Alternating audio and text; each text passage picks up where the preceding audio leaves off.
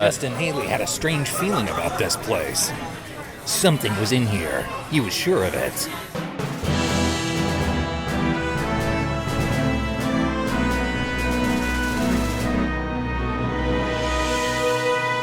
The detonator timer ticked the seconds away.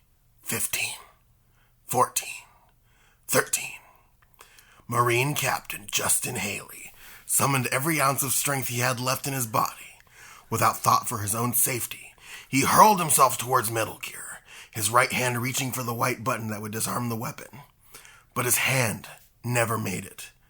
As Haley leapt through the air with only seconds to spare before detonation, the dictator Katafi raised his pistol and fired. Ladies, gentlemen, boys, and girls, welcome to another episode of Metal Gear Mondays, the Games Club-style podcast covering all things Metal Gear from top to bottom, left to right, inside and out in pseudo-historical recreational order. As always, I'm your host, Alessio Summerfield, and this week, I'm physically joined by...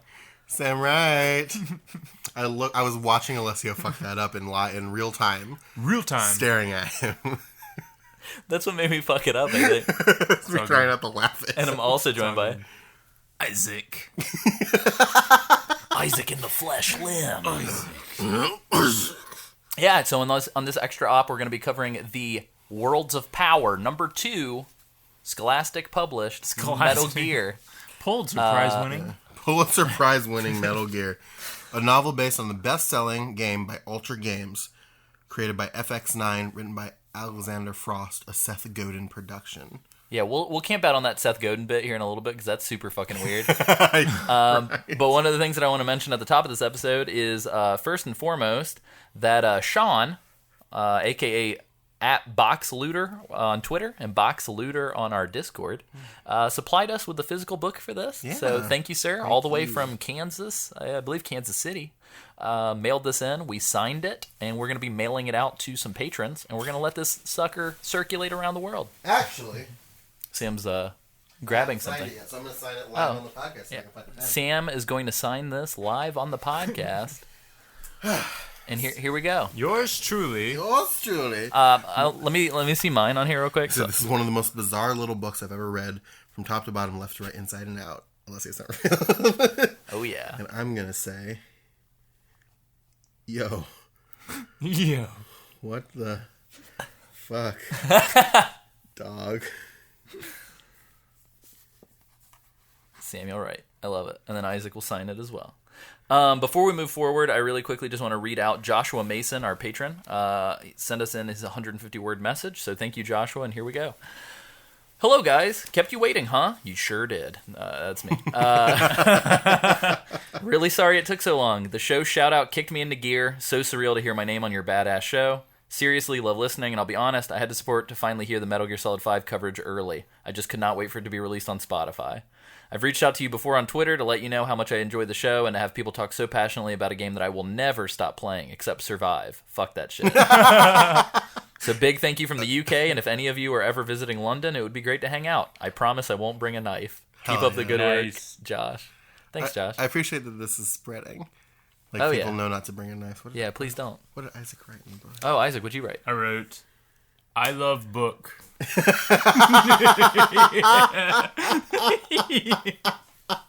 Classic Isaac. Yeah, and I signed it. I love it. But yeah. So we're gonna give our sort of chapter by chapter breakdown, kind of like what we did with the Kojima Code.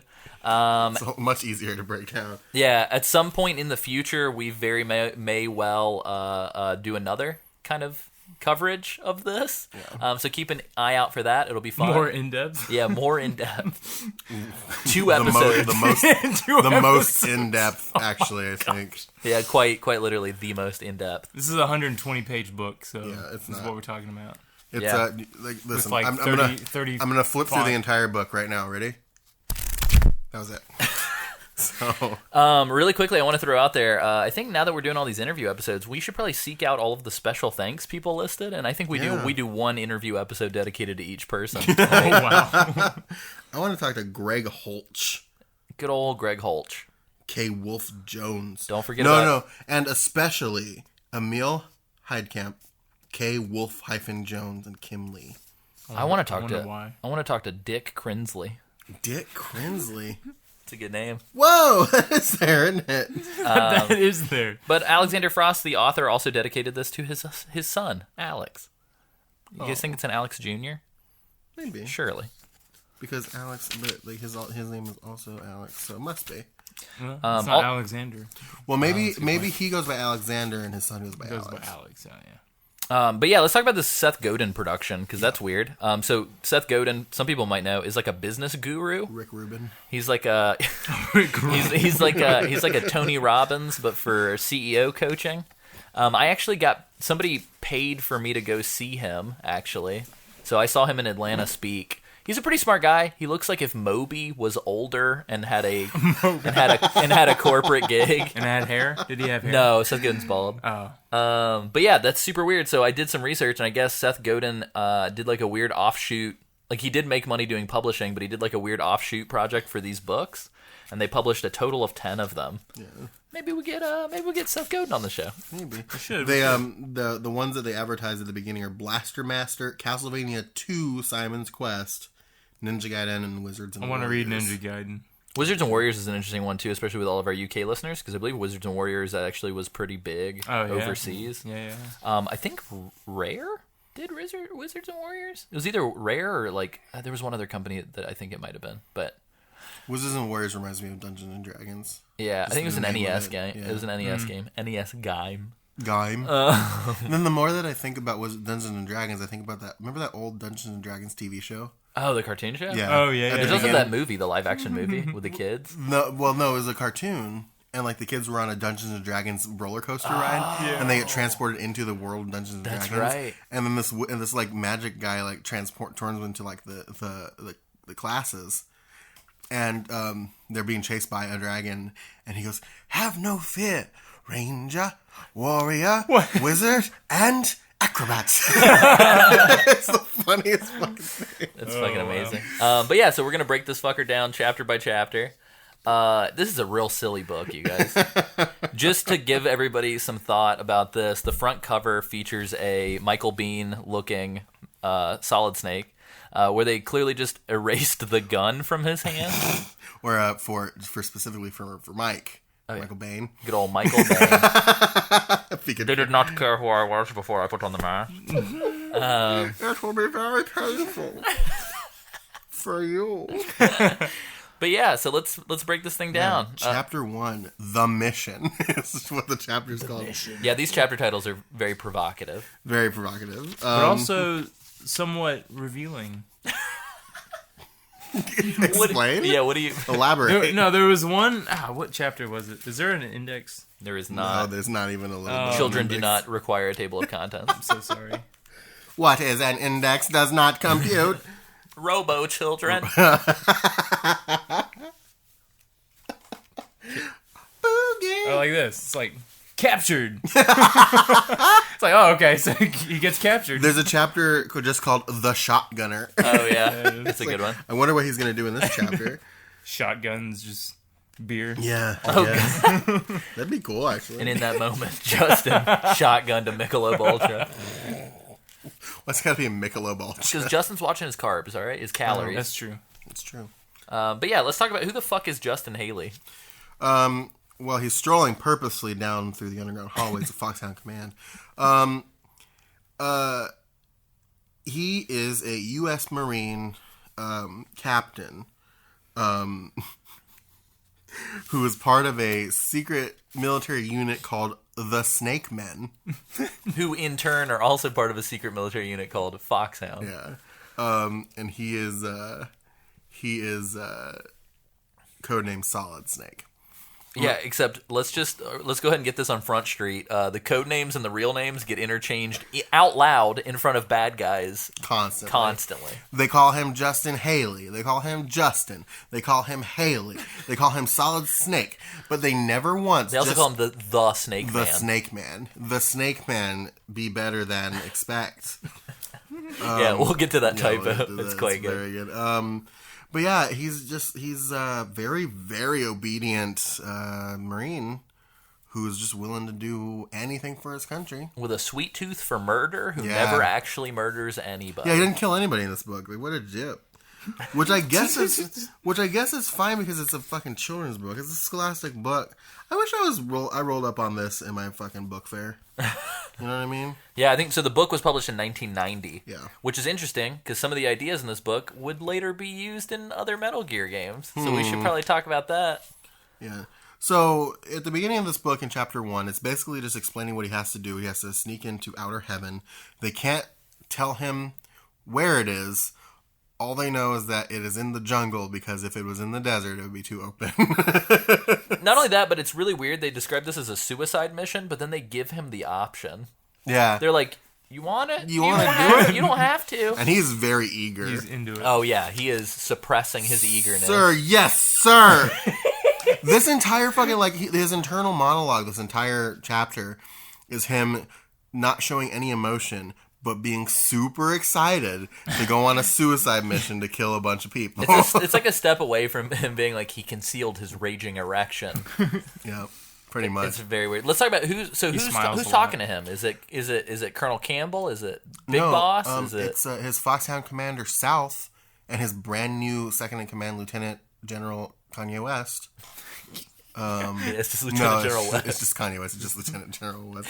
I'm gonna be on the real. I stole that joke from Alessio earlier, so I'm gonna give credit where credit is due. I know, it's all good. And we should also talk about the other key players. So we've got Colonel Vermin Katafi. Which, before you say that, General West is not a key player. He's only in this chapter.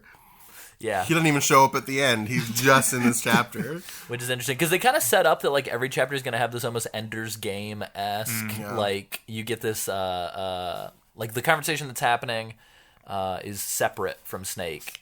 Which is, it's kind of cool the way that they worked in the twist, I guess, because as soon as Snake leaves, they have this very dramatic exchange where they were like, "Sir, how did you feel about that?" It's almost as if he's indispensable, and then Commander South's like, "No, it's worse. He's disposable." So this is actually my favorite thing about this is that chapter 1 is called The Mission, and chapter 2 is called Mission Accepted.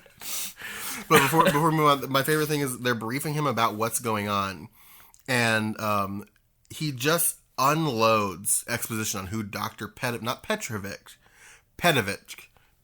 is. Pettovich. So South asks him who Dr. Pettovich is, if he knows who he is, and Justin goes, "Dr. Pettovich, the astrophysicist and nuclear scientist who defected to our side from the Soviet Union 6 years ago? Yes, sir." Which is also super weird because the defection of a scientist is very, very Sokolov. It's very Sokolov. Yeah, his whole backstory in this is extremely Sokolov. And South's response to that is, "That's the man." Well, and then they also talk about Pettovich's daughter, Ellen. And the description of the kidnapping is so bizarre. They talk about armed masked men pulled up to her outside of her college campus and abducted her in a limo. Yeah. There's 3 random dudes in a limo. Why? I think they actually say 3 random men in a limo. It's very strange. The setup for this also is that half of the Snake Men parachuted into Outer Heaven 3 weeks ago to take over Outer Heaven and get rid of Katafi, and they have not come back. So part of the mission is that he has to go in and rescue not only Pettovich and Ellen potentially, and to save and to destroy Metal Gear, but also potentially rescue the Snake Men. But all 15 of them. All 15 Snake Men. However, some of them may have been turned, so you don't know who you can trust. Yeah, it's very intense. And for a kid's book, too, it's like, holy shit, this is insane. Every time I read Snake Men in my head, it made me think of Cybermen from Dragon Ball. Yeah. I fucking love this. It's the description. He says he a solo mission against overwhelming odds. Justin Haley's neck hairs prickled at the idea of it, and the excitement made the red blood rush through his veins. Oh my... Dude, yeah, he's getting, sexually aroused. Yeah, that's the end of the chapter. And then mission accepted, so of course he's there. He says that they're going to go alone. And he has to go, and he's got to go in weapons and equipment OSP, except for this compass. Oh my god! And the compass comes in such a good way. It's very amazing. It's got the latest technology. They gave him a compass that will transmit everything you say. and contains a homing device. They can track you. So for half this book, Justin is just talking into this fake-ass mic with his compass. Well, and we know it's fake because as soon as he leaves, Wes and South start talking. Yeah, there's and a they're monologue about... And they're like, the compass is bullshit. It's just a regular compass. Like, we actually... Like, I don't understand why they had to do this. I don't know. But they sewed in a tracker in his stealth suit.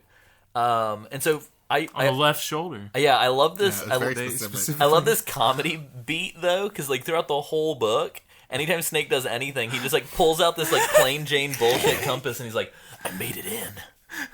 I'm surrounded. What do I do? I'm down and safe. And, like, I love this idea. I mean, I wish they would work this into a game of just, like, Snake talking to, like, some inanimate object. Like, it's super serious.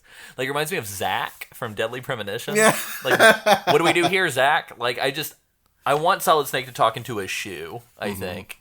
And just, like, we finally did it. Now where do I go? Which, like, why do they, like, they told him that they were going to be tracking him and that they were going to be homing in on him. Why do they need to give him a fake thing and then not tell him about the real thing? And then he wound up taking the tracker with him anyway later. Right. He's like, hey, I'm so glad that I found this tracker. Now I only have to carry the sleeve of this uniform instead of the whole uniform. It's going to weigh me down. The thing that I love the most about this, too, is, like, so the twist...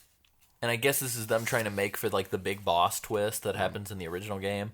But the twist is that, like, Command thinks it's a suicide mission, that he's never going to come back, and they're essentially using him as a Ponzi to distract Katafi while they, like, accrue a force to come in and do, like, the actual work. Which actually does have a pretty good payoff at the end. Like, there's, like, a tense moment where you're like, oh, Snake's about to get murdered. Yeah. And then it's the cavalry is arrived. Yeah, it's like the end of an Avengers movie or yeah, something. which is pretty cool, all things considered. But... I'm trying to figure something out here, too. Yeah. So, the whole point, like, at the end of Chapter 2, South and West discuss, like, they gave him a phony, and Jennifer's going to be transmitting... But he's not going to hear her because he's on a different frequency, and Diana's going to give him phony information. Yeah, because they're trying Diana to get him... should be known by her code name, Boss Man, which makes no sense. And going through this whole thing, they're trying to get him to buy time so that they can set up a raid. If they would have just given him the information and not. Yeah, what do they gain by not... Exactly, and he could have, and he's their best one, like, he could buy them time anyway, and he's very eager, apparently, so he's you don't have to worry extremely about eager. it, so... He's very hot and bothered, and eager. But yeah, one of the other things, too, that I wanted to mention real quick from Chapter 1 is that they talk about Metal Gear. Yeah. So they talk about how, essentially, it's this doomsday weapon that, and they're very dramatic, that it could end the world as we know it, but they don't know what the fuck it is. They do know it's powered by a supercomputer. But they're unsure of how big it is, what it is. It could fit in a pocket, or it could be the size of a fucking house. Like, yeah, and there's some funny shit later on where they describe like how what Metal Gear's doing and how it functions and all that stuff. The way they like compare like sizes in this book this is something that I don't remember what chapter it's in, but in one chapter he's part of a good chunk of this book is Justin just gathering key cards. And Justin McElroy gathering key cards, and at one point they described the key cards as being the size of an American Express, specifically an American Express card. But then... these uniform cards at all things are the size Yeah, of. but then a couple chapters later, they just used credit card as a general term to describe the size of something. So I don't understand. Was that their, like, brief sponsorship moment? Like, what was going on? You have to mention American Express at least once in this book. For us to get that royalty money, baby. So... Yeah. I don't know why. Every time I read Justin Haley's name, and kids that are into Odd Future that are listening to this will probably get this, I just kept thinking Wolf Haley the whole time. And I was like, all right. Wolf Haley. All right, Tyler. All right, so I guess we're getting in. Chapter 3. Chapter 3 is getting in. Snake and his fucking normal compass. It's very funny to me, you guys. Like, this is like some of the funniest parts of the book. Is just Are we getting knowing. to... Is this the Panther thing? Oh, it's coming up. One of the things I want to mention, because this book does this quite a few times, time fucking flies in this book. Like, in one chapter, it'll be like, oh, it's going to take hours. And then literally the next sentence is, we're here. And so it's insane. Like, I have no idea. Like, do 7 years pass from the start to the end of this book? Can we talk about there's a pack of angry red monkeys that appear in this chapter? Yeah, like probably like bonobos or something like that. Yeah, but we get no description except for that they're he just sees chattering them. and angry. He like lands and it's dark and he can't see anything, so he climbs up into a tree and settles into the crotch of the tree. Isaac, if I showed you a picture of a tree, do you think you could point to the crotch of the tree for me? I'm gonna here. Let's do this exercise right now Yeah, because we can actually do this. These are where red monkeys live. is in the the crotch. of a tree. The crotch. Of Do you guys think it's real warm in the crotch of the tree? I just typed in tree and it Google. would have- Tree crotch? tree crotch. I don't want to add my search history. Yeah. So here's the inside of a tree. If I'm saying where's the crotch, what would you point to? In between the legs. But where's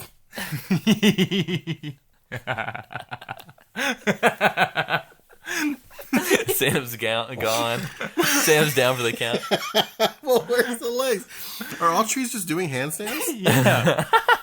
Yeah, so I think don't right know there, about right? Like in the crook, in the- like in in the the- crook, in like the- in the Yeah. like not Where all the limbs meet. yeah. Where all the legs meet. Where all the limbs meet. Oh, the limbs? Oh man, on Isaac's family tree, yeah, there yeah. really are a lot of limbs. But And how many crotches? Oh, whoa. only one. There's only one. It's his cousin Daniel Crotch. Daniel K. Roch. But yeah, so he settles into the crotch of a tree for the This night parachute. with his parachute. Right. He Which he whips out like the single sail of a ship. Or some other. The descriptions in this are quite funny. Anything to do with Justin Haley, by the way, is always on red alert. yeah. His Like senses, his senses are on red alert. Yeah. Yeah, I literally just looked at that in the book just Dude, now. they use that as a descriptor so many times in this book. Yeah. His pulse was on red alert. His trigger finger was on red alert. That doesn't sound like it's good. Justin played Red Alert. Command and Conquer red alert. Red alert. Oh, straight up, Metal Gear Solid 3 stole the camo index from From- this book. But yeah, these chattering monkeys. Chattering monkey. Wait, yeah. Here we go. Is the panther part? Angrily No. chattering. Yeah, they scatter the monkey through the branches, angrily chattering. But after the sunlight roused him from his sleep. It aroused him. It aroused him from his sleep. And he was on red alert, of course. And then he said he smelled panther musk, a useful weapon. A useful weapon. And he rubbed himself against the jungle plants to get the musk on him. Ew. I love this image that I have in my mind of Snake just like rubbing his body against this like a cat on a couch. Yeah, He's just it's like, fantastic. or like a yeah. bear on a tree. Love this. But Haley let the heavy, musky cat smell seep into his suit of, quote, camos. Camos is in quotes. This is my suit of many camos. It's just in the Technicolor Dream camo. And then he meets some Doberman. He does. Inside the gates. He gets in. He's very suspicious of all kinds of monitoring systems. Could it be infrared? No, there's too many guys. It must be cameras.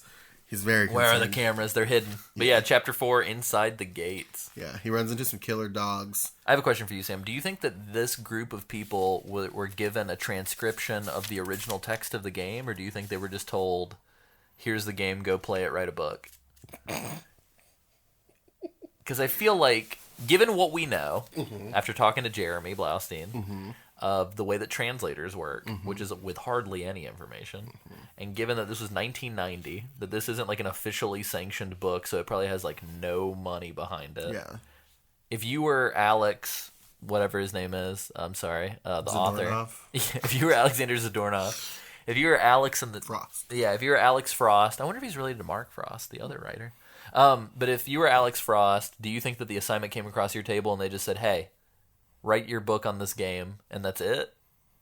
Do you think that's how it went down? Probably. Do you think he had to shell out his own money to go get this game? I think Scholastic probably had enough money to buy a copy of Metal Gear at the time. I hope.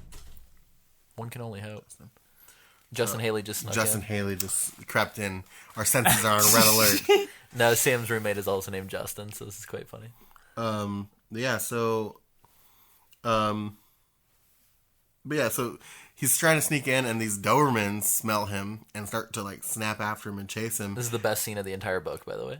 As they get to him, he doesn't know what to do because he has no weapons. So he gets on all fours, arches his back, In extreme detail, by the way. Yeah. I'm just going to read. Yeah, I'm just just gonna read the paragraph. Okay. Solid Snake arched his back high. He snarled and growled low in his throat, meanwhile staring hard at the lead dog with narrowed, angry eyes. Drawing his upper lip back, Haley spat and yowled like a furious giant cat. Just as they heard Haley's unearthly sounds, which, they're earthly if he's trying to pretend to be a panther. Just heavenly his sounds. heavenly sounds. Haley's unearthly sounds, the strong scent of the panther musk on his camouflage suits hit the dog's sensitive noses. Jungle predator! A male panther! Male panther. Oh my god. So they freaked out and ran away. I love this. I love the internal image that I Yeah. get. Like, Yeah. thinking of this. And He's like spitting. Trained military man. In the corner, there's like an Outer Heaven guard just being like, what the fuck? But yeah, and then after they run away, they're knocking each other over in their attempt to escape. Laughing under his breath, Justin Haley watched them go. So they're running away, and he gives them like a... He gives him a classic David and Hal. You probably could have, like, honestly, you probably could have just ended it after that, really. I mean, why not just stay true to the game? And then he punched the fuck out of all the dogs until they died. Pretty much. But it's very strange that this book reads like Tom Clancy for kids. Mm-hmm. It's very self-serious, and then the first conflict is settled by a grown man Pretending hissing to like be a a cat. This is a fever dream. This entire thing. This is where, hey, they clearly got that for Ocelot. Of course. Yeah, so this is the new pet theory for the show is that Kojima stole all of his ideas from this book. I do love that the sleeping guard, true to the source, the sleeping guard shows up. I was waiting for him to be like, I feel asleep, but he didn't. He's just sleeping in the truck or next to the truck. He's sleeping in the truck, and then Solid Snake says, "Too swift rabbit." He rabbit punches everybody, or cold cocks them with his Beretta. Yeah, or panther kicks them. Banther. I like the word banther. Banther. I'm Luther Banther. Detective John Lufa. My favorite thing about this is he goes, two swift rabbit punches, quick Solid Snake's strong, quick fist. I loved this. And then the sleeping guard was out like a light. He was already out like a light. You could have just left him alone. Why are you punching sleeping people? Don't punch sleeping people. What are you doing? What are you promoting with children? The kids are going to read this and be like, Dad, rabbit punch, rabbit punch.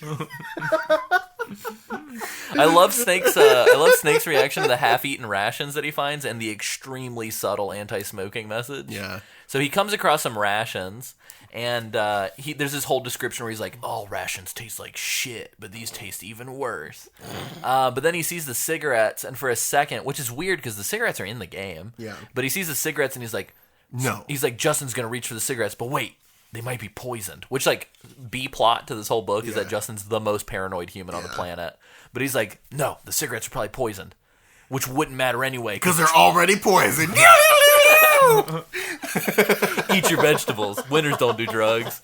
Like, it's a very big dare ad. It's quite good. Big dare ad mood. This chapter ends on one of the most inspired lines, I think, in the whole book. Oh, nice. It just says, "Heaven help him." Yeah. I think it's the guys that are talking, right? Yeah. It's the commander. Well, actually, so I lied. Wes did show up one more time. He's in Commander Southland now. It's his eyes on the large computer screen.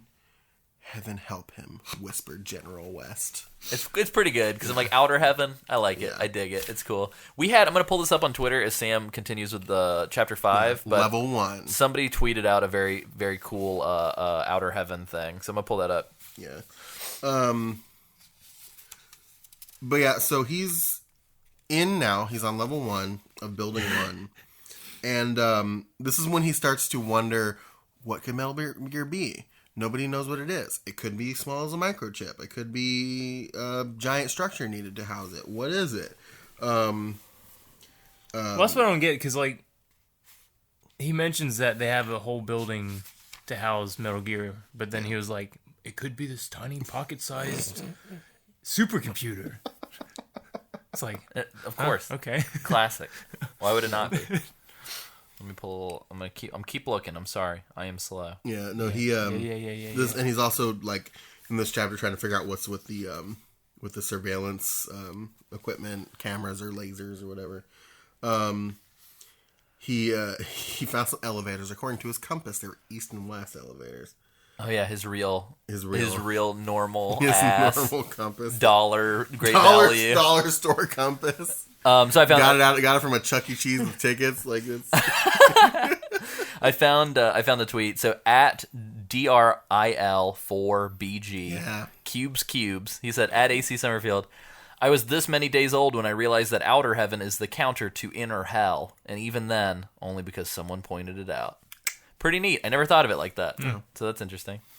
I like him. He changes his title a lot. Oh yeah. But he's like he used to be the Dark Souls of Metal Gear. Oh yeah. Some other things. Very nice. But he's Thank very, you, sir. he talks to us a lot on Twitter. So thank you. But yeah, there's just this is him just This chapter reads like we're reading a step-by-step guide of somebody playing Metal Gear, by the way. yeah. But he found a key. He finds a key card at this point. He has a key card now. Key card 1. Oh yeah. He Key card 1 of 8. 1 of 8. And we will hear in excruciating detail about all the others. I have a question for you guys. If somebody promised you every strategy guide published from here until the end of time, instead of being Was it novel form? yeah, are going to be novelized, dramatized versions of the events of the game, but written in a way that you can also figure out what to do in the game, would you be more into them or less into them? That'd be kind of cool. I'd be into it. Fuck it. I mean, at that point, why even play the game, though, right? Yeah, well, I mean, experiences. My favorite thing about this chapter so far is that he tries his key card on one of the doors and it doesn't work, and then he says, "For the first time, Solid Snake realized there might be more than one key card." What? For the first time in his life. In fact, now he was certain of it, and then goes through the fact that he knows that there are 8 key cards, and that only Katathi has all 8 of them. Even his highest lieutenants only have 6 each. And the more key cards you have, the higher your rank is. Yeah, how he susses all that out by just not being able to get into one door really cracks me up. Snake also finds a gas mask and a pistol. However, we should all note the pistol does not have bullets. Correct. I almost just drew up an inventory list to like keep up with, because like this game is going to or this book is going to start reading like a Dungeons and Dragons game, where it's like you find X bullets in a box. Yeah. Like it's they're very excruciatingly detailed with their items. Yeah, and he's very like, you have become encumbered. Yeah. Yeah. But yeah, he grabs the Beretta, no bullets. Still, it was a beginning. And this is chapter 5, which is ends on page 33, which tells you how fast we're going through it. It's the first game hint, which is... And these are great, too, by the way. So I think it's all these Worlds of Power books. They have these game hints in them, and they're upside down for some reason. At the end of chapters. I don't know why they're upside down. I guess because if you don't want to spoil it for yourself. So the game hint at the end of chapter 5 is, get the rocket launcher on the second floor of building 2. After you have earned 4 stars, call Jennifer on frequency 12048. Yeah, and from playing Metal Gear 1, you earn stars by rescuing the prisoners. And they like increase your health and stuff, I think. Speaking of, chapter 6 is called Freeing the Prisoners. Perfect. Look at that segue. Look at that segue. That's my favorite like trope of our podcast, is that every time there is a natural segue, we always bring up how natural the segue was and ruin the natural segue. Of course. Well, and so the interesting part too is like this book does read in correct order. Like if you're like you could literally read this book. I guess I just thought about this. You could read this book and this could be your first experience with Metal Gear, and then you could go buy the NES game and play it in the order at which Snake does all this stuff. Yeah. It's very interesting. Yeah. So what's happening in Freeing the Prisoners? I can tell you one thing. What, Isaac? He frees the prisoners. He does. Yeah, there's not a lot that happens other than him freeing this guy, except it has the single... In my opinion, I'm absolutely in love with this sentence. The prisoner was Chuck Robinson, a snake man, a good friend. A snake man. That's what I read that too. I was enamored by that line. I was just like, a snake man. A good friend. A good friend. A good friend. And The man was Sam Wright. A snake man. A good friend. good friend. Good friend. And then Chuck is like trying to tell Snake about the heat panels and how they burn. And how he needs to eat his rations. And Snake's Snake- like, I don't understand. Snake's like, he's delirious. You need to sit down, Chuck. Is he turned? Yeah. Like it's a zombie virus or some shit like that. Snake just starts emaciating people because he thinks that they've turned. And not one of them, I think, actually turned. Not that I. Yeah, not a single He's one. just paranoid as fuck. Yeah, dude. Like, This. Well, it's because of what. Well, and Commander West. they all have real last names, which like are not in the game at all, except for one poor gentleman who does not get a last name. Yeah, just Bill. I love this. He says it again, and then Snake goes, "I hear you, Chuck." And then Chuck says, "Take care, Solid Snake." Thanks for hearing me. Haley nodded grimly. "I'll take care," he promised. Oh my god, grimly. Also, like, while we're talking about this poor Alexander Frost who had to trek through all of this, I can't imagine being not forced, but being asked to write a novelization for a game series and being so hardcore to keep all of the details straight. Like, I think most people would be like, I can fudge this. Let's make this better. But, dude, this guy sticks strictly to the rules of the game. It's, like, pretty cool, actually. Although there is an Indiana Jones rolling ball trap in this. The rolling facility. pin's in the game. Is it? Yeah. Whoa. Yeah. That's why I literally, my note was, I love that the giant rolling pin is in this book. 8 Oh, I feet remember long that part, yeah. And weighing 3,000 pounds. In the right corner, representing the United States of America. The rolling pin. The heavyweight champion of the world. The giant rolling pin. Sam, what's our next hint? Our next hint: And if you couldn't suss this one out, God bless you. avoid surveillance cameras by staying next to the walls. That's it. God bless. That's a great hint. Dog bless. Wait, how much was this book at retail? Does it say? It doesn't say. No clue. That one hint was definitely worth the full amount, though. I would say. Chapter 7. What do you want to tell them what that Chapter 7 is? I see. A terrorist's face. This is my favorite chapter. Dude, this whole chapter. puzzle. This is so. This is the Oh, one. This yes. is the one about unnecessary, not game related thing. This is hilarious. And it's the weirdest edition, you guys. This is what Kojima should have taken. Yeah. Oh, of course. I want this Towers That of would've been- Hanoi ass puzzle in my NES game. But yeah, he eats some rations and pockets the rest. Yeah. What? So did he put the box in his pocket, or did he put a handful of mush in his Yeah. pocket? And then he turns to the. I love this. He turned his attention to the computer on the table. It sat there, switched off, silently mocking and defying him. Dude, my favorite is the next line where he goes, "What was its purpose? What information did it hold?" This is The 90s were much simpler times, you guys. This reads like a fucking 50 Shades of Grey book. Yeah, it reads sat like 50 there, mocking and defying him. I broke out my Dom jeans. It reads like when Derek Zoolander encounters the computer in Zoolander and they tell him that the files are in the computer. Just like hard cut to this staring computer monitor, and he's just like, man. "What does it mean?" But he turns the computer on, of course. Step one. Step 1, turn on computer. And on the computer, We're looking at the NES cover where he clearly does have a real ass gun. like Definitely. it's I like how they spot kept the on. tank. They kept the huge fucking Just, gun. like, Yeah. But they pointed got right rid of at his you. pistol. Yeah, everything's spot on except for the fact that for the they gun. took the gun out. For Even some they reason. kept the They strap. kept the flash. They kept the fucking lens flare. It's very weird. Oh wait. What? What is that? And they text? filled it in. Like what the? Yeah, it's weird. Interesting. Yeah, you guys should look it up online and compare the two. comparison's I'll very weird. when this episode comes out, I will put it in the for sure. There will be an image on the website, and I'll do a comparison. But Sam, we meet Prisoner 2 shortly after this, but let's talk about this. Yeah, let's talk about this fucking puzzle. He turns the computer on, and the face of Vermin Catastrophe appears. And, like, starts laughing, and then, like, kind of fever dream fucking drug trip just, Yeah. like, decays. Yeah. Like, it's very weird. Yeah.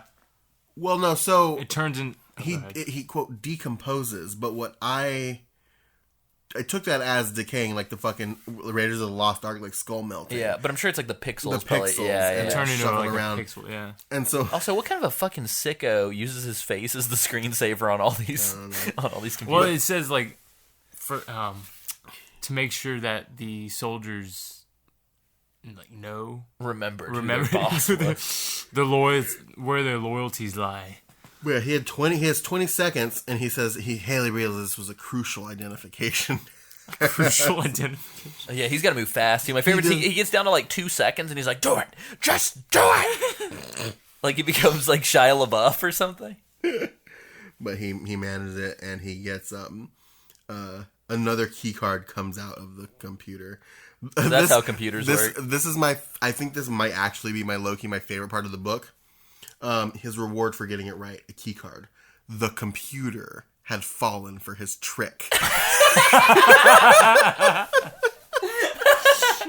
That's so good. And this reads like a baby boomer struggling with his computer. Like I can imagine my grandparents be like, I fooled you into giving me my bank information, did I? As Justin walked away, he muttered under his breath, "Fucking gotcha." It's very, very I wrote weird. down my note. My note says, the computer didn't fall for your trick, Justin. You did a fucking puzzle. Yeah, you fell for the computer's trick, asshole. It's very funny. This is when he realizes that there are bumps on the card that identify what number it is. Oh, yeah. And so he said, this is key card 2 now.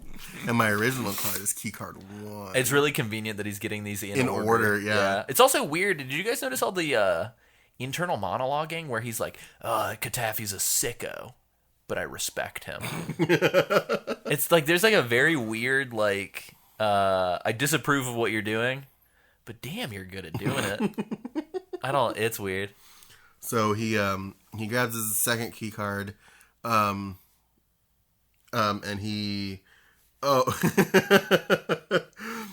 he opens the door to find Snake Man prisoner Jim Tibbet. Good old Jim Tibbet. James T. Tibbet. And then he says that he has a message for him from Diana. Dirty Which- Diana. My favorite part about this is that every time, like, whenever Diana or Jennifer are mentioned, the font changes. Like, look at All uppercase. Oh, all yeah. uppercase and like a And a weird different font, like yeah. They like- do that for Jennifer's name, too. Yeah, they do it for Jennifer and Diana. I don't It's know very why. strange. I don't understand it. I think they also do it for the frequency numbers as Yeah. well, which I couldn't recall if they were diegetic or not. Isaac's got some production Wikipedia shit pulled up that's blowing my mind. I just glanced at the first sentence. Yeah. Seth Godin used the pen name FX9. But then in the front it says a Godin production. So it's So he's using his name twice. He's pulling a Kojima. Oh fuck! What else That's does some it say on Joaquin here? Yeah. Magrin shit. Right there. Yeah, so hold on. This is a Wikipedia article. It says Godin said one day that when he talked to his nephew, he discovered that the boy did not read for pleasure. Instead, the boy played read for NES. Instead, the boy played NES games. Godin decided to create books that appealed to children who played video games. This is very interesting. yeah, it's wild. Anyway, yeah, definitely check out the Wikipedia on this. Oh, the rest of the games in the series, there were 8 There's a in the junior regular and series. then 2 in the junior. So outside of Wizards and Warriors, the other 3 were Bionic Commando, Infiltrator, and Shadowgate. Oh. And then the junior edition books are Mega Man 2, Bases Loaded 2. Interesting. I'm looking at the back of the book. There, when this book came out, there's a Worlds of Power giveaway, and the grand prize is a Nintendo Game Boy system. But for 10 grand prize winners, but 25 second prize winners win a cool video game carrying case. That is the weakest walk-off trophy. They couldn't have given them all the books. They couldn't be like, you get all the books for free. That's so weird. But yeah, let's outside of the Diana thing, Jim tells Snake about Gray Fox. Yeah, Gray which Fox. is funny because Snake doesn't know Gray Fox. They're not He knows BFFs. of Gray Fox, but he doesn't know who Gray Fox is. This is also specifically when Snake finds the silencer for his gun. It's creepy, you guys. He finds bullets for the Beretta in this room, He says he felt like a combat Marine again. Now he was armed. And then he says in the same room he found a small package containing the silencer for the Beretta.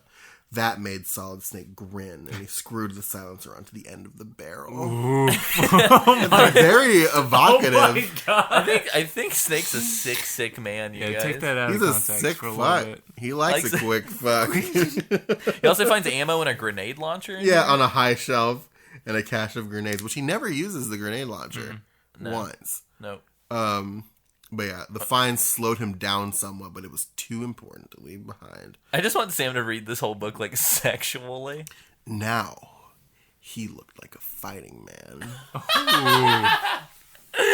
The next tip here just completely breaks a puzzle in the game. To get through the maze, let's go left 2 screens. Not much of a maze now, is it? Is it? Chapter 8. Captured! With an exclamation this mark. This is the chapter that Isaac said This is spoiled him. this is Isaac's autobiography. This chapter. Yeah. Oh yeah, that's a good Say point. that again. But I love how this begins. Hello? Whispered Haley urgently into his compass. Hello? Control? Do you copy? Was there anybody on his side listening to him? Monitoring He's his a whereabouts? crazy person. I just love that. Hello? He whispered. Hello? Is anybody coming? I took my shoe Leslie off. just took his shoe off and started talking to his shoe. It's very good. It's like it to me. It reads like a weird slapstick beat from like like Don't Forget About Bob or Yeah. something. Like it's just like it feels like a Bill Murray like Yeah. 90s movie comedy beat. Oh, this is when What about Bob? This is when he lost the compass. Because Because he's a fucking doofus. yeah, Dude, he's weaves real his dumb. way through some crates, and he narrowly avoided a trapdoor in between a couple of crates, but a nail protruding from one of the crates as he was avoiding it caught his sleeve and yanked his arm. The compass went flying out of his hand, down into the well of the trapdoor and out of sight. Solid Snake was stunned. He believed the compass to be his actual homing device, sending out a signal that only Foxhound Command I like could how receive. they have to reiterate that just in case we forgot. Yeah, he didn't know that the real homing device was sewn into the sleeve of his camouflage suit. I want to know the orders at which the editor for this book was working under. Like no words longer than 10 letters. And just like I just want to see like the breakdown of the rules. He's going to love this. In one of the keycard 1 rooms, a prisoner named Frank Witkowski. Mike Wazowski. Wait a second, I need to look at something really quick because you go back to the beginning of the book. Oh, you think it's some of the special thanks names? Maybe, but because that. No, I don't think so. Nope. Nope. It's just Frank Witkowski. It's just Frank Witkowski. That sounds like the name of the guy in Lost who's like the radio man on Penny's boat that has like the brain aneurysm or whatever. But Frank Witkowski tells him that the best way to find Gray Fox is to let the enemy capture you on purpose. Let the terrorists capture him. Actually surrender to the enemy in order to infiltrate more deeply? It might be a workable plan. My favorite's that like he doesn't even do it on purpose later. Yeah, he just like accidentally does it. Yeah, he tries to steal. He essentially tries to steal a truck, and this is the most like. I'm sorry, guys. This is the most Isaac move. I think this is like the most Isaac thing that's ever happened to anybody. He gets into the truck, and as soon as he gets into the truck, a squad of terrorists surround the truck and capture him. My note that I wrote down for this, which by the way I definitely read this in the airport. My note that I wrote down was Snake gets captured by accident because he's dumb. He keeps all his cards because the guards are dumb. Yeah, so this is this is when they describe the key cards as being the size of an American Express card. Let me see if I can find it, because they take all of his equipment except for his key cards because they are so small. They are the size of an American Express card. Which makes me wonder where was he hiding? That's when he it? escapes. Do you think he put it In his butt? pants pocket. His butt. That's what I thought at first, but I was like, why would you? They just didn't pat him down, I guess. They just didn't give a fuck. Let's take this No, man's it credit said- card. We're going to do credit card said- fraud on him. They were deep in his pockets. Oh god. Deep in his flesh pocket. Yeah, no. Oh, God. The key cards were still safe deep down in the pockets of Solid Snake's camo. Hold on. I'm gonna be Chris Zimmerman for a second. Can I get a second take of that, please? Sam, read it with more sensuality. Oh. Let's see, Mouth sounds. he's not even looking at it right now. I have to look away. The key cards were still safe. Deep down in the pockets of Solid Snake's camos. How was that, Chris? Good. Yeah, it was good. Okay, cool. you like Deep in his down in his camos. camos. Why does he have multiple camos? I don't know. But yeah, and then we get, I mean, I think we can fast forward through this by simply saying Gray Fox gives Snake an info dump. Yeah, and it's an info dump where it's every word is separated by ellipses. Yeah. I don't know. I only know there is one. He could be anywhere. Katafi keeps moving him around. Yeah. It's And very- Ellen, his daughter, is she here too? This right here.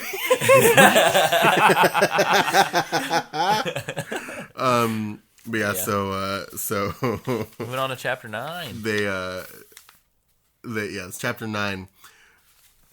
Yeah, so I guess really quickly, just to provide context, and y'all know this shit. Snake gets captured, finds a hidden room. This motherfucker karate chops the wall down. Yeah, hold Done. on. He while letting out a tiger roar. Yeah. Yeah, so that happens here, but essentially Snake finds he Gray uses Fox his in matches another that room. they also did not get the matches. Yeah. Yeah, he took the matches, not the cigarettes. Yeah. He found some air, a gust of air blowing through the room. My favorite part's what happens at the end of this, because Yeah. the tool that Gray Fox hands him definitely could have been used to help them. Yes. Okay. Solid Snake's fingers felt around until they touched Hold on. More sensually. Yeah, that would be. Solid Snake's fingers felt around until they touched the softest part. We'll just leave that there. Cut. We're done. How was that, Chris? Perfect. He felt the masonry beginning to crumble under his touch. Oh my gosh. Satisfied, Justin Haley sat back on his haunches. Hold tight, Gray Fox, he said. Keep it together, and don't go dying on me now. I think maybe I see a way to get out of here. I didn't realize how sexy this book was. Dude, this book is Oh. real dirty. Secretly, Godin is like, Secretly, Like a it's like- fucking freak. secretly good is trying to peddle pornography to children. Reaching over to where he dropped his blindfold when he tore it off. This is just Why 50 did Shades it? of Grey. Yeah. This is my favorite part. This is how he describes how he folded the blindfold. Solid Snake picked it up and folded the greasy cloth into 3 thicknesses. Meaning he folded it over thrice, obviously. But 3 thicknesses. Alessio's crying right now. He wrapped the wad tightly around the Here's the deal. Please refrain from using wad if you're writing. Yeah. He wrapped the wad tightly around the knuckles of his right hand and made a strong fist. He fisted it. No. He stood up and squared his shoulders. Then, taking a deep breath and letting it out again in a tiger's roar, Haley ran towards the wall at top speed. At the last moment, Wait, just holding his fist out? no, Tiger. They're great! I don't understand. Did not a single guard go, what the fuck What's is that sound? noise? He aimed a karate punch with his wrapped fist straight at the center of the crack in the masonry, in the very heart of its weakest spot. Instantly, the bricks and mortar gave way, and a hole opened in the cell wall. Scratching with his bare hands, Haley enlarged the hole. Yeah, he did. He had to work fast. The terrorists will be back any moment now. He had to work fast. She was losing interest. Her hole wouldn't be enlarged for much longer. Oh, no. I love this part. At last, the hole was large enough for men to pass through. I love this part. Gently, Justin Haley lifted the weak gray fox in his arms as though the big man were a child. This is amazing. He lifted Gray Fox in arms like big baby.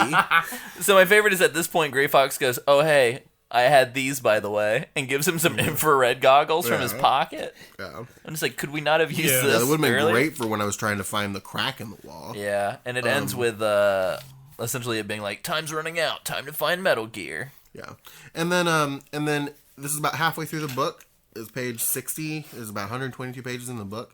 So it's literally halfway through. They put a little trading card. You get a free Worlds of Power trading card. I think Sean took it already. Yeah, box looter for sure. Box looter, book looter. More like at it. book looter. At book looter. At card looter. More like it. Box looter. More like loot scooter, am I right? Boot scoot At boogie. loot scoot boogie. At loot scoot boogie. Can we just do this for the rest of the Yeah, episode? we're just gonna riff off of this Yeah. one. That's about halfway through the book. Chapter 10. Yeah, so at this point, take the tape out, flip it to side 2, Yeah. put it back in, and here we go. Which there hasn't been a hint for a while. And there's about to be a hint at the end of this chapter, chapter 10, the shotgunner.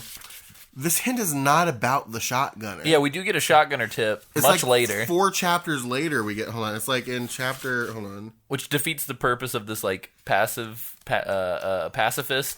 mentality for this book as well. Yeah, because I'm trying to figure out. It's a couple chapters later. I think it's here. I don't know. We'll figure it out when we get it. But the next room, Solid Snake Center, so he doesn't have any of his equipment anymore. He goes in, and he had a strange feeling. And he said he did a quick search, but he came up with nothing. Even so, all of his instinct told him that something of importance should be hidden here. His instincts were on red alert. You Yeah, mean? yeah. Perhaps his Snake Man instincts were wrong this time because he couldn't find anything. He was wasting precious minutes. I think Sam's a step away from just doing a dramatic reading. Of the I whole might book. be, but that's my favorite thing about it is like a little bit later, his sharp trained eye sees a thin piece of plastic no bigger than a credit card, which is in direct like it's an American. Like, it's Also, another, who's just leaving fucking cards on the floor? yeah. Wait, we'll get to that. A brief touch told him it was key card 3. Oh, perfect. Great. Yeah. He could smell it. His bad touch. This smelled like a 3. But he described it like a credit card when he just described them as American Express cards. Like, why? Just use credit card.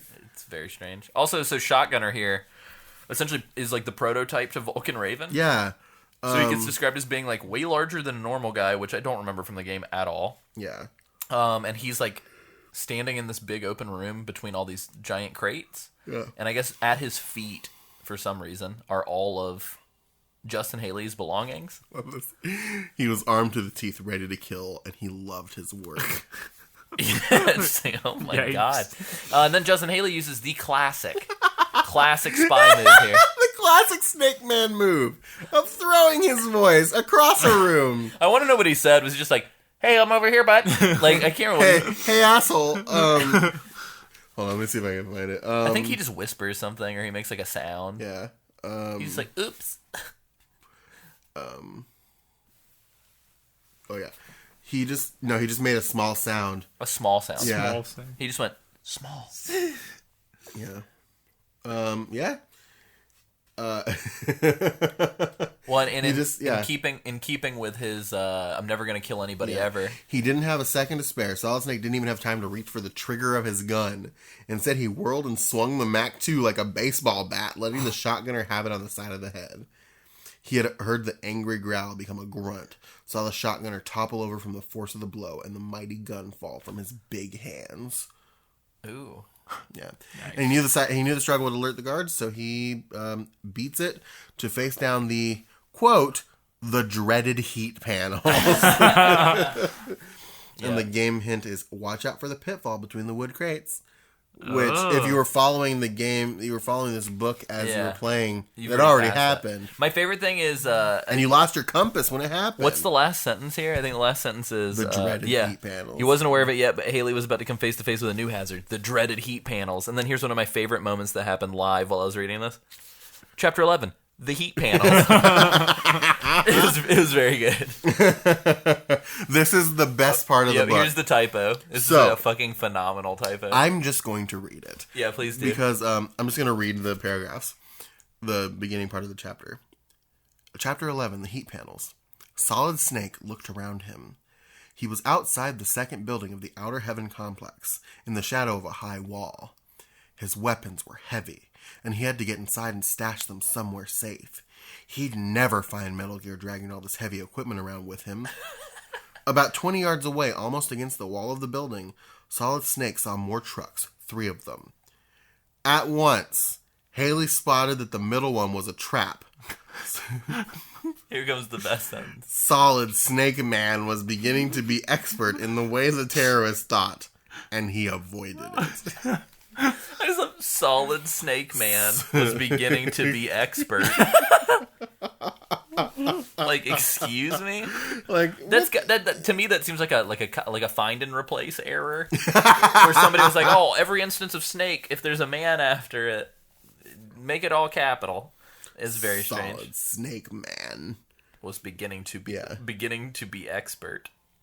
He found a keycard 4 in the glove compartment of the truck.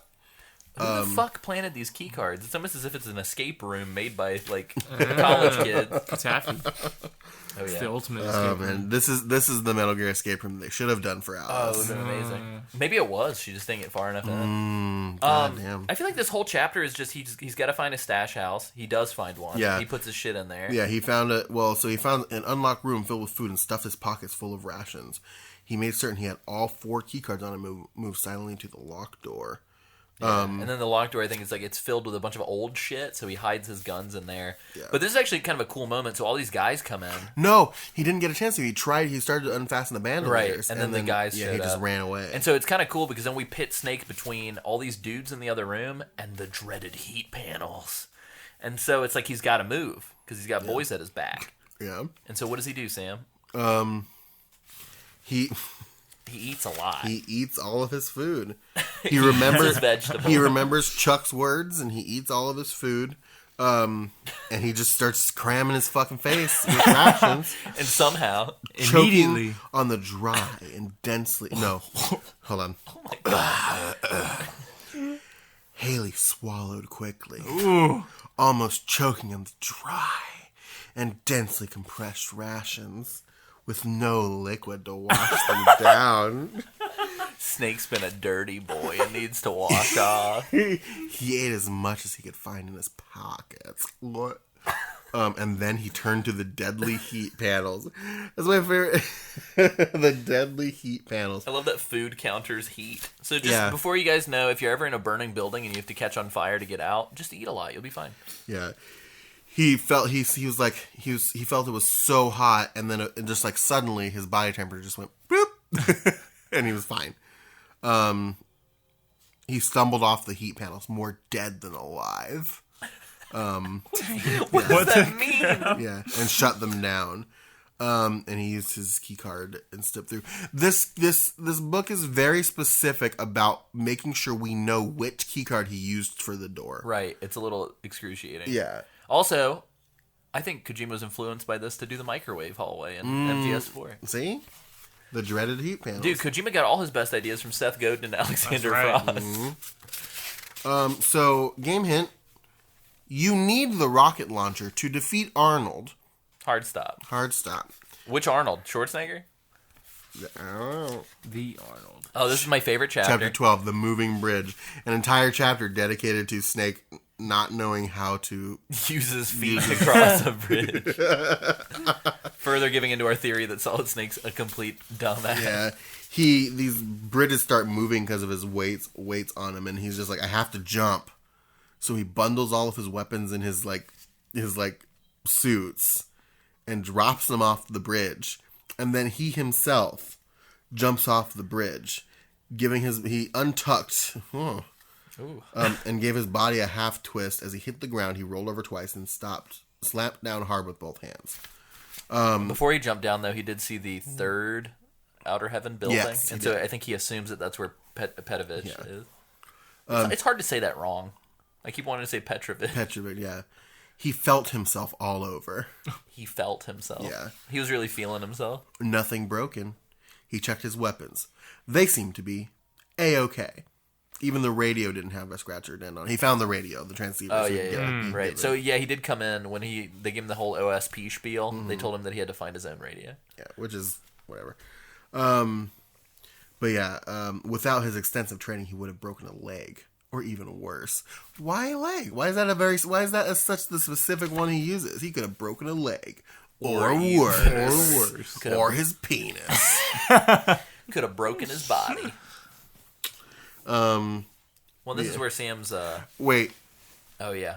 the courtyard was thick with trucks and tanks. That's a real sentence, y'all. Somebody wrote that in a book and published it and gave it to children. But yeah, Snake. He doesn't fight a tank. He decides to blow one up as a distraction.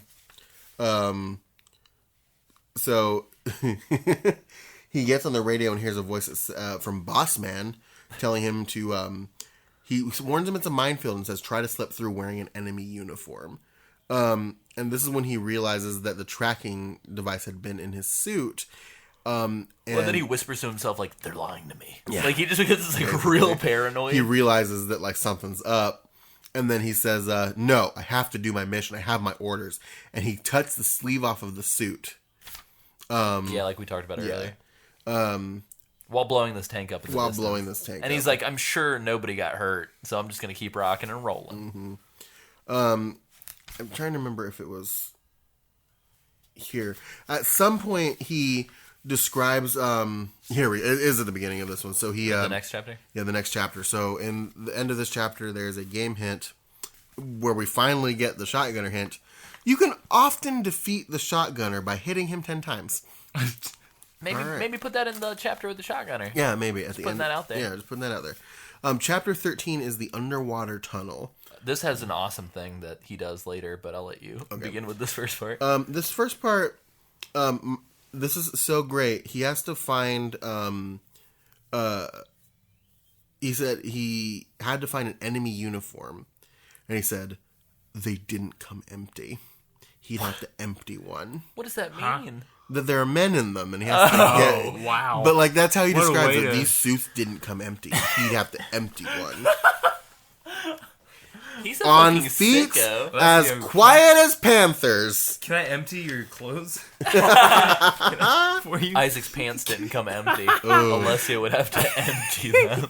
Gross. Some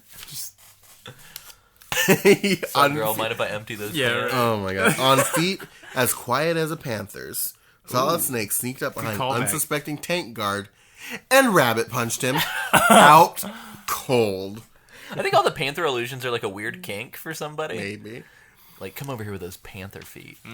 But yeah, so he Musk. Did Anchorman steal the panther musk from this book? maybe. 70% of the time, it works every time. But yeah, so he uses the mine detector. He hears the tank explode. It was a monumental diversion, noisy and deadly. Frightened terrorists were running in every direction, yelling in fear. What? But Solid Snake couldn't stop to look back. Why would you want to look at observe? you could I'd like admire. to observe my carnage. Yes. I will kill now. His penis was on red alert. But yeah, so This is where poor Bilbo boy. Bilbo Boy, yeah. But yeah, so he's just yeah, here's Bill. Which is real weird because there's no preamble at all. Snake just goes, "Bill." It's me. Never mind the enemy uniform. It's Solid Snake.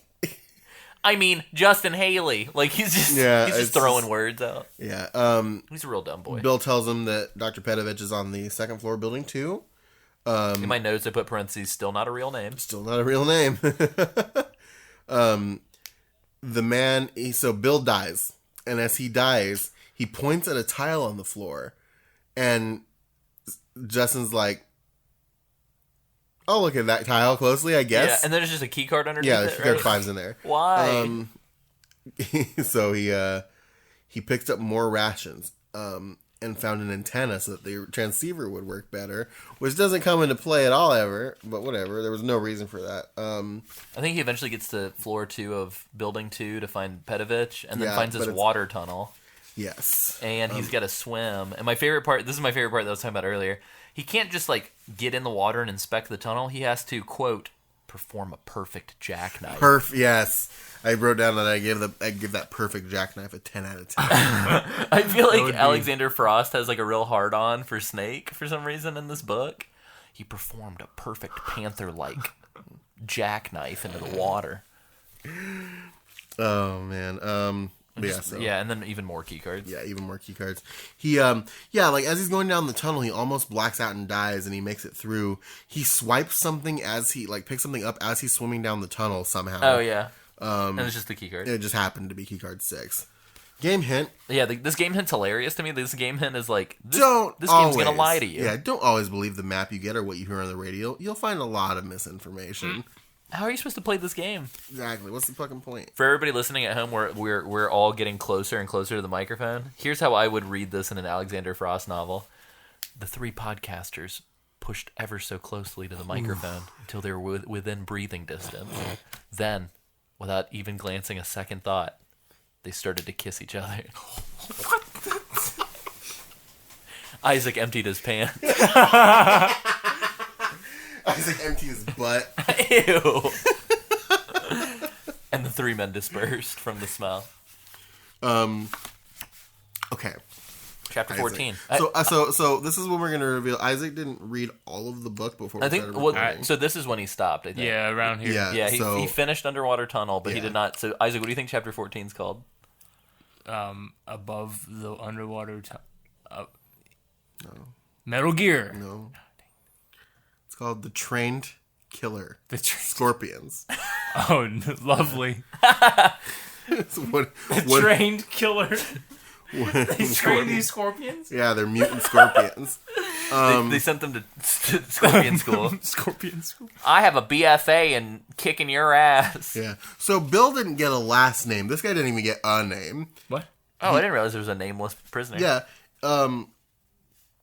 The first room solid snake opened on the second floor held a prisoner, but it was not Dr. Pedovic. It was a member of the squad. Yeah, I heard it's the squad. As he released the Snake Is Man. that capitalized? No, Oh. unfortunately. It's just a squad of problematic bachelors. Random As he squad. released the Snake Man, Haley received this message.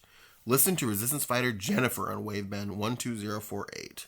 Yeah, this is the gamiest, I think, of all the chapters. This chapter reads like somebody's Yeah. narrating a video game.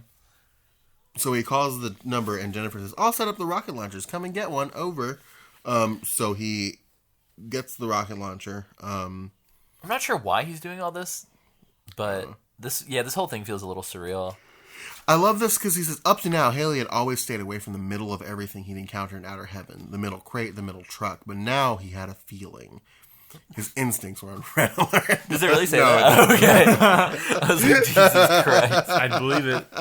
Instinct told him that at this stage of the game, Colonel Katafi would be bringing in some changes. What? He thought for the first time the middle crate would be the safe one. What? Also, what game? What is this? Just Did Katafi set up Katafi's this entire like- thing for It's him? like a fucking Saw game. Like, I want to play a game. Jigsaw. Change the game up.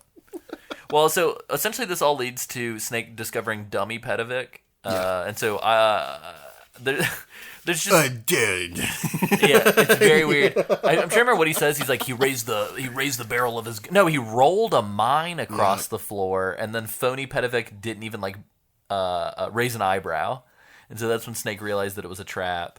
And so I think from here, Snake... Well, in the rubble, keycard 7 was found. Right, yeah, because a bomb goes off, I think. I think the way he finds all of these keycards is great. Keycard 8, when we get to it, is the best. Oh, yeah, it's very bizarre. Yeah. So, He doesn't he, like, he exits out a back door and finds, like, a finds a bottle. synthetic desert? well, no, he finds this bottle. It's important about the bottle. He finds a small bottle, and he holds it away from his nose, opens it, and wafts it towards him so he can smell it, and he realizes it's an anti-venom. So it's a antidote to a number of deadly poisons, and he tucked the bottle into his belt. So that's going to be important later. Yeah. Also, the other thing, too, is so we've talked about how Snake hasn't killed anything or anyone. It explains in excruciating detail him blowing these scorpions up with a rocket launcher coming up. He gets to this artificial desert, and he meets these scorpions. There's 3 of them. So page 89 real quick. Phenomenal quote. Heaven only knew what awaited Solid Snake in the sands of a desert's phony... in the terrorists' phony desert. Ooh. I do love that line. My also favorite thing about this is that every time they refer to the scorpions, they don't say killer scorpions. They always say trained killer scorpions. No matter how many times They've they been refer to the certified, scorpion. Sam. Yeah, They're no, proud yeah. of it. Trained killers. Don't call me Mr. Scorpion. I'm trained killer scorpion. I worked hard for my trained killer doctorate. They were between 15 and 17 feet high. Wow. Just say 16. Just Just say 16. Where's the editor on this book? I need to talk to him. well, maybe Or her. Maybe one's 15, one's 16, and one's 17. Okay, so it's a Goldilocks situation. Yeah, One's yeah. the perfect One's size. just right. A 16-foot trained killer scorpion. Yeah, is that with the tail? Or are we just talking like base height? I don't know, man. It's a kaiju, dude. From leg to top of back. You Godzilla for this shit. But yeah, they were slow. But what was the need for haste? Where could Solid Snake go? The desert, seeming stretching all around him for miles, was empty of shelter, and the sun was hot enough to broil a man alive. They're also not slow in the game. They're extremely Yeah. fast and irritating. But yeah, he basically fires rocket launcher. So I'll just describe how all of them die. He kills them all with rocket launchers. One scorpion exploded in a noxious burst of matter. Ew. Yeah. Another rocket launched, then another, and the second of the trained killer scorpions blew apart messily. Ugh. Yeah. And came all over his face. Yeah. Nothing appeared to phase the third one, not even the sudden explosive death of its brothers. Are they related now? crap. So it's a family of trained killer scorpions. Its stinger waved over its head, eager to plunge into Solid Snake's heart. Ew. I'm eager to plunge. There You seemed- can call me ETP. Solid Snake waited until the monster was almost on top of him. Ooh. Oh. Wait, let me run that back. Solid Snake waited until the monster was almost on top of him. He waited until he could see the color of the creature's beady eyeball. Ooh.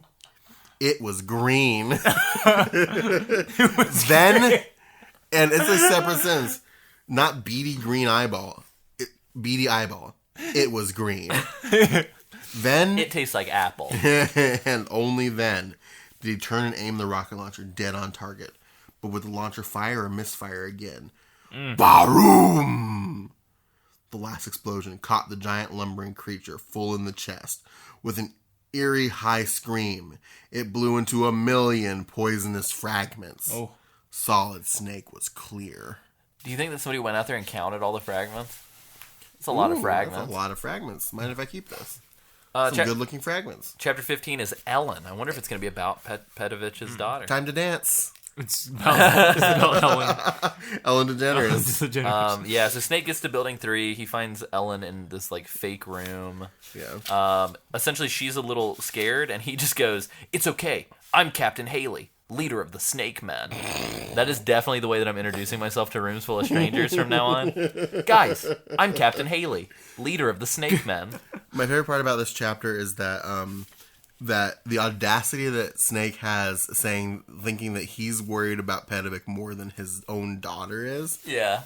He says, try to hang in there and be brave. She says, I'll try, but I'm worried about my father. And he says, and he thinks to himself, not as worried as I am. Are you... What? It's her dad. It's dude. her fucking dad. But yeah, Diana, Bossman, tries to reach out again, but Snake has been liberated. He's like, "No, Jennifer is the girl for me. Shut your mouth, A Diana." true freedom fighter. Right. So yeah, I guess Snake's a freedom fighter now, but we don't even know what they're freedom fighting about. Who fucking knows? Game hint, be sure to knock out all the guards before you enter the heat panels. Eat your rations midway through. Would have been great on the chapter about the heat panels. That brings us to chapter 16, the The map. map. The map. I'm the map. I I'm love the map, this I'm the map. because we learned about the cool key thing that Sam was talking about, but we also meet a good friend of ours. We do? Oh, yeah. Snake's best friend, Yeah. Bob O'Reilly. Bob O'Reilly. Or But no, Eagle Man. we find out that Bob O'Reilly is Jennifer's brother. Not to be confused with Baba O'Reilly. Bob O'Reilly. Yeah. The famous song from The Who. She says, be careful not to kill him. He's my brother. If anything happens to my brother, I can't help you anymore. Also my brother. Also my brother. That man was Bob O'Reilly. Eagle Man. Fuck yeah. Justin Haley's best friend in the Snake Men squad. Not Gray Fox. Eagle Man. Eagle Man. I do like that original characters are being added. I love this. He says, no, Solid Snake, don't take another step towards me. I've been booby trapped. I think from now on, you guys, when we talk about the canon of Metal Gear, we're just going to start using facts from this book as if they are canon game facts. Yep. But he frees some other prisoners around him, and then the room, poison gas starts to leak into the room. Snake puts his gas mask on, and Eagle Man, he didn't know, he couldn't free him because if he does, he was going to blow up. Yeah. Booby trap. But the poison made him faint, so he leaned forward and he cut the cord to the detonation device as it fell forward. Of course. So it didn't explode. Because Justin Haley is dominant. And they get out of the room. He gives the bottle of the antidote to Eagle Man, Bob O'Reilly. And everything. Famous for O'Reilly's auto parts. Yeah. Oh. Bob O'Reilly's Eagle Man. Ow. Eagle. Yeet.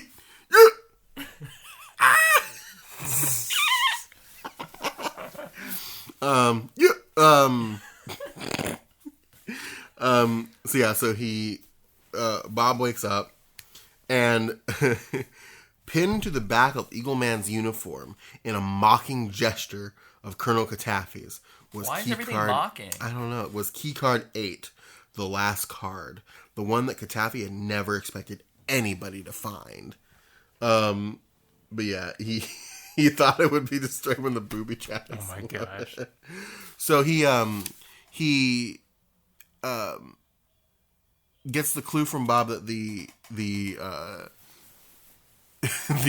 Metal Gear's in the basement of the building. And then Bob didn't know. He just knows it's in the basement. But he puts all the keys together and realizes that they combine to make a map of the compound. My note here was Snake saves all the boys after a double cross, has all the keys, turns out they're a map, and I get bored. Yep. That's what I put for my note. But yeah, so he gets into a firefight and he discovers the pillar he's hiding behind are the stairs down to Metal Gear. He trips and he falls head first down the stairs. Down to Metal Gear. Head first. Because Justin's an idiot. Headstrong, will take you on. Headstrong, a sucked off anyone.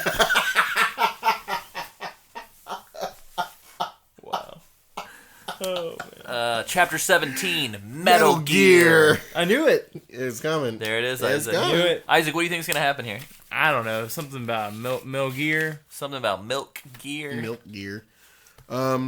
Yeah.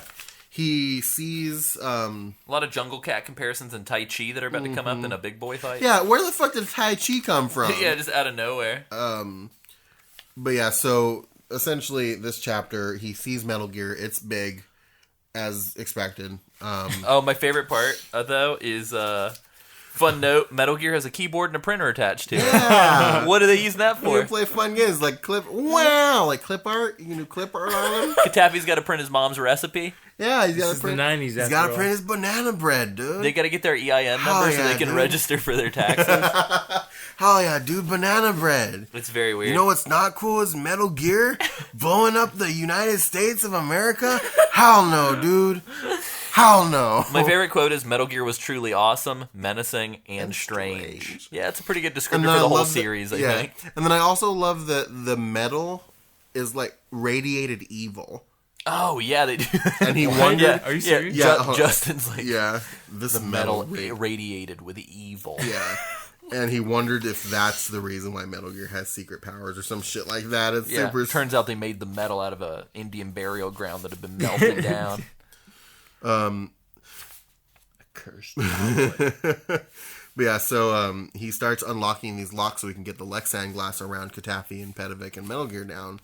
Yeah, because there's like bulletproof glass preventing entry.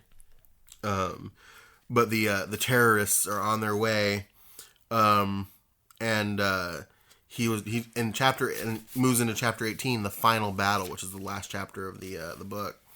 We're on the home stretch. He hears the sounds of guns firing, and he's just like, "Fuck it, I'm gonna die. I gotta go." And then all of his friends break in. Jennifer's brother, Eagle Man, not my best friend, Eagle Man, Jennifer's brother, as if that held any bearing on the story at all. Gray Fox and other snake men he had rescued. Even Chuck. Chuck Robinson, no way. Chuck gets an even Chuck. Yeah. I love the idea of like, what if Eagle Man had not been introduced as Jennifer's brother, and that was just thrown in there then? Like, and then in comes Eagle Man, Jennifer's brother. Yeah. Oh, wait, what? But yeah, only 2 of the snake men have found weapons. Everybody was just punching shit with sticks, pieces of brick and stone, anything they could get their hands on. Yep. That's true. That's what happened. They're fighting. Craziest final battle. Yeah, so basically they're just all fighting. Snake gets the Lexan down. He fights with Katafi a bit. They have a struggle. A gun gets thrown across the room. Yeah, well, so he pistol whips Pedovic because... Why? Wait, Katafi or Justin? Katafi. Okay, because, Justin. Well, no. Shut your mouth, old man. He's trying to get Pedovic to help him shut down Metal Gear, and he says, Ellen's alive. And he stands up straight, and the years roll off of him, and he starts to struggle with Katafi to shut down the. I love that description. Yeah, the years roll off of him. Yeah, he Benjamin Buttons right before my very eyes. And then to get him to stop fighting, Katafi just pistol whips Pedovic. Eagle Man was the one who dropped T-Card 8 into the lock, brought the Lexan down, and then started to fight Katafi. I think this is when West and South come in, right? Yeah, well, wait, I think so. Because, like, essentially Katafi gets downed, all the dudes get everything under lockdown. Oh, yeah. But then Katafi, like, mysteriously gets away. Yeah, so he's, like, the timer's ticking down. Snake, is like dying. Pedovic gets up, pulls him off balance, and gives Snake enough time to hit the timer with 1 second to spare. It's very tense. Yeah. I was on pins and needles. Yeah, y'all. with 1 second to spare, Metal Gear was out of commission. The world was safe. But then Katafi gets away, and Snake's just like, good. No. With a beast snarl of psychotic rage, Colonel Vermin Katafi threw himself at Justin Haley. What? They essentially started fighting until South showed up with his men. Haley, cried an astonished voice. We'll all be Solid Snake. Is that you? Yeah, everybody's surprised that Snake actually lived. Yeah. So they're just like, you gotta have medical attention. He's just like, no, help my man. I'm gonna go pass out now. Yeah. And he essentially falls over. But yeah, so South is just like, wait, Katafi was here? And he's like, yeah, he's right there. And then he's just gone. Yeah. And then essentially Haley's like, good, save a piece for me, Katafi. Oh my god. I'm coming. Do you want me? So I'll read. I'm coming. Yeah. I'll read the last 2 paragraphs of the book. In the doorway, Haley turned. He spoke very softly. Let me just. Wait for me, Katafi. He whispered. I'll be back, so wait for me. You belong to me, and soon I'll be coming back to collect. Next time, you won't get away. He spoke very softly, but somehow Solid Snake knew in his heart that, hidden away somewhere, Colonel Katafi heard his words. The end. What the crap? I'm just imagining Justin just like whispering this. Yeah, to in the himself, doorway. just to Yeah, himself. people are just like, "What are you doing?" I love that you belong to me. It's insane. But yeah, so that's the book. At the very back page, there's suggestions. We got Across 5 Aprils, All Quiet on the Western Front, Call It Courage, The Great Escape, The Survivor, and Young Man in Vietnam. Notably, all very violent books that deal with death that probably shouldn't be suggested to children. Yeah. You can find these books at your local bookstore or library. Ask your teacher or librarian for other books you might enjoy. Best wishes, FX9. Yeah, and then we already talked about the giveaway in the back. Yeah. So, but yeah, that's essentially the book. It was an enjoyable read. I thought it was very funny. It's very, very funny. It's an understatement. But yeah, thank you again, Sean, a.k.a. Box Looter. This was great. And our goal for everybody listening at home is to ship this around to fans to get everybody to sign it and kind of send it on its own little journey around the world. Just to keep things easy on our end, we're going to start with patrons. And so one lucky patron will get a message from us. And then each of you guys that receive the book, just coordinate with us to pick the next person, and we'll go from there. So, very exciting stuff. Sam, if you had to write a little back of the book blurb, if it was like, quote, Sam Wright says, what would you say about this book? Yo, what the fuck, dog? Yeah, this is very weird. I can read the back of the book really quick. The ultimate super weapon. Agent Justin Haley, a.k.a. Solid Snake. A human fighting machine. Smart, fast, and tough. Mission. Attack a heavily guarded terrorist base and destroy the ultimate super weapon, Metal Gear. Outcome. Metal Gear. That's what it is. Metal Gear. Outcome. Succeed and save the world. Fail and the free world is doomed. The complete story of Nintendo action-adventure game with loads of game-solving hints throughout. Oh. I wouldn't say loads. I just had a quick thought. I'd say loads, but, but not that kind. I had a quick thought. So in 3 hours, we might be talking to some gentlemen, Cam Clark and David Hayter. Bring the book. Should we get them to sign the Yeah, book? we'll Let's get have them to sign the book. And then we'll mail it around to everybody as That'd be well. good. I want to, if we can, and I'll pay the fucking money. I want to get David Hayter to read a part of this book as Solid Snake. Ooh, what part? Should we the typo part? Yeah, I think it'd be great. What's the, yeah, definitely. it'd be great. The heat I think it's panels? page 66. 66. But yeah. Suddenly Solid Snake wasn't tired anymore. He was bursting with energy. I didn't read that part, sorry. Anyway. But yeah, so that'll be fun. What would you rate the book, Alessio? I would give it 6 slices of pizza out of 10 from my local arcade in 1990. That's a small. That's pretty good. That's a pretty good rating. What about Yeah, you, that's good. Isaac? I'd give it a 2/3. Whoa, Isaac. Of what? Just a 2/3? Just a 2/3. Just whatever it is that you're dealing with, 2/3 of that. I give it 2/3 of a hat. I'll take 2/3 of that. I love this. Like, I wish that we had the funds to get a bunch of kids together in a script and do like a Reading Rainbow style. Like, this book's full of a lot of fun. You can go downstairs and get it from your local bookstore. Ba-da-ba. Like, Don't forget about the trading card. It's gone. Sean limited it. I think I'd give it 2 trained killer scorpions out of 3. Oh. 2 trained killer scorpions out of the family With of 15 brothers, brothers. Yeah, out of the family of 15 brothers. Yeah, 15 snakemen. I can just imagine the Oh, scorpion doing 15. that. Oh my god. Was he killing his own comrades? There were 15 trained scorpions. That's eerily similar to the 15 snakemen. They became. Was he hallucinating? There was only 3 scorpions. Oh, I thought at the very beginning he said he was surrounded by 15, and then he described killing 3. Oh wait, Was he drugged out? Hold on. Whole thing was It was all the rations. The heat panel and the Heat ration. panel, heat exhaustion. He was murdering his friends. Holy and that's why crap. only 2 of them had weapons at the end. No, Don't do that. Hold on, I'm frantically searching. This is akin to like the Ferris Bueller's Cameron's Imaginary Friend reading of Ferris Bueller's Day Off. They were between 15 and 17 feet high. Oh. Then we talked about that. Let's just say 16. Sam. I'm sorry.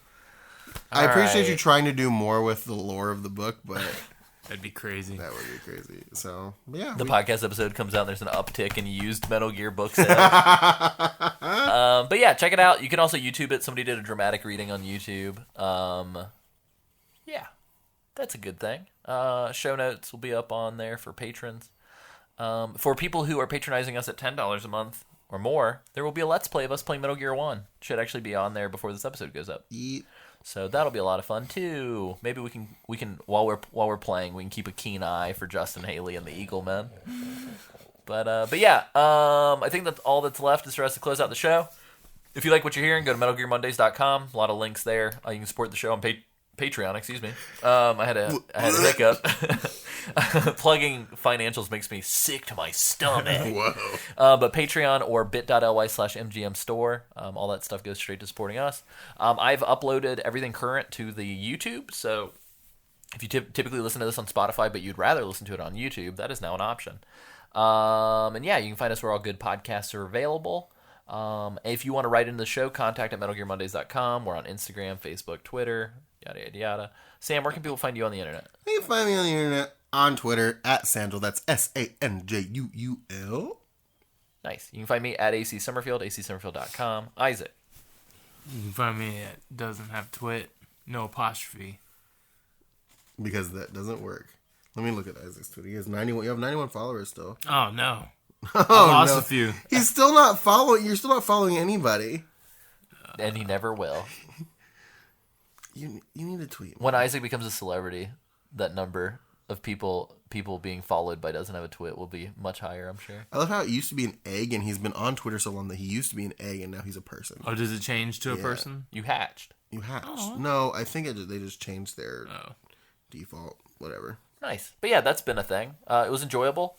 I want to say thanks again to Sean for sending this in, and it was very nice of him. He packaged the book up. He sent it my way, sent it to our office location. At some point, we might get a P.O. box. And I went and picked it up, and it was just there sitting for me on my desk, sitting in a box. Don't do it like this. Not like this. Not like this. Not like this. It's just a box, though. It's just a box.